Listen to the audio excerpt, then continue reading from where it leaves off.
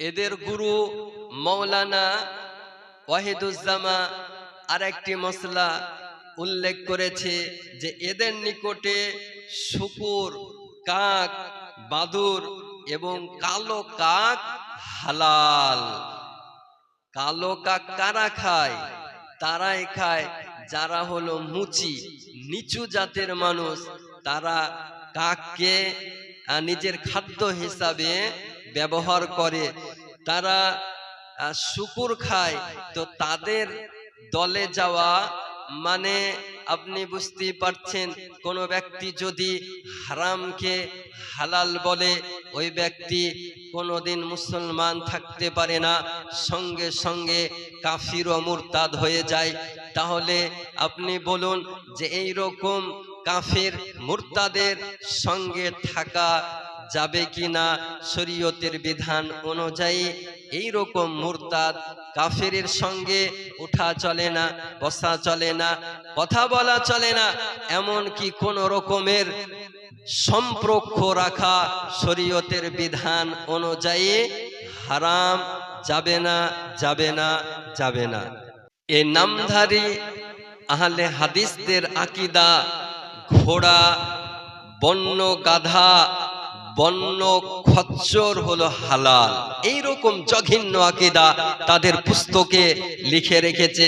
তাদের গুরু মৌলানা ওয়াহিদুজ্জামা লিখেছে যে বনের যে ঘোড়া, বনের যে গাধা, বনের যে খচ্চর, এটা হালাল।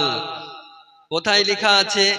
কিতাবটির নাম কানজুল হাকাইক, পৃষ্ঠা নাম্বার 186 মধ্যে উল্লেখ রয়েছে। এমনকি এদের গুরু মৌলানা ওয়াহিদুজ্জামা এটাও লিখেছে বনের বিড়াল ও বনের ইঁদুরও হলো পাক ও পবিত্র।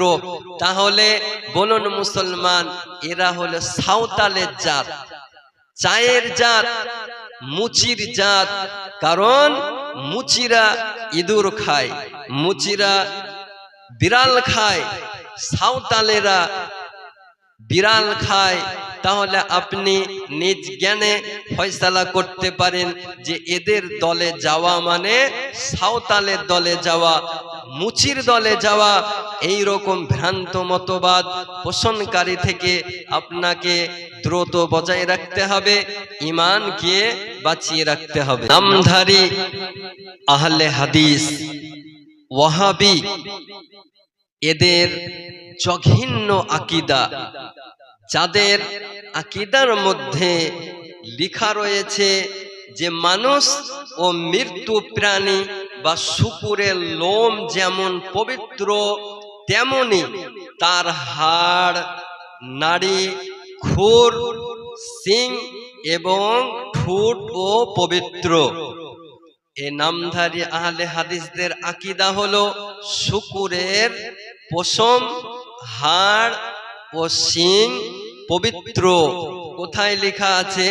এদের গুরু বড় ইমাম মৌলানা ওয়াহিদুজ্জামা কানজুল হাকাইক, পৃষ্ঠা নাম্বার 13 মধ্যে উল্লেখ রয়েছে। তাহলে বলুন মুসলমান, যাদের আকীদার মধ্যে শূকরের হাড় পবিত্র, যাদের আকীদার মধ্যে শূকরের শিং পবিত্র, তাহলে এই দলে যাওয়া মানে জাহান্নামে যাওয়া। আর এই রকম ভ্রান্ত মতবাদ দলের সঙ্গে থাকা মানে নিজের ঈমানকে নষ্ট করা। আপনাদের নিকটে আমার অনুরোধ, আহলুস সুন্নাহ ওয়াল জামাতের উপর পাহাড়ের মতো স্থির থাকুন। আর এই ওয়াহাবি, দেওবন্দি, লামাযহাবি আহলে হাদিস এদের থেকে দূরে থাকেন।